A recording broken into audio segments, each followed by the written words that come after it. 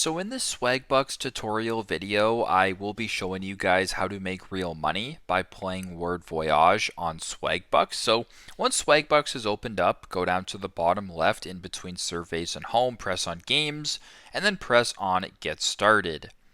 Once you're on this page right here, because we are looking for the game Word Voyage, it's probably the easiest to sort this from Z to A. So in the top right where it says sort by most popular, just go ahead to the bottom and press Z to A.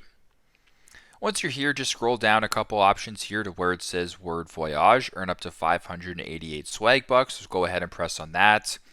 Once you're here, press on Get Now. Then once you guys are scrolling down a little bit, basically the further you go throughout the game, so if you reach level 20, 50, 100, etc., the more you progress through the higher levels you reach, you can earn swag bucks. And over time, once you accumulate enough swag bucks, you can cash that in or exchange it for gift cards and ultimately make real money by just playing a simple game. So pretty simple, pretty straightforward, but that is how to make real money playing Word Voyage on swag bucks. Thanks again for watching, and I hope this video helps.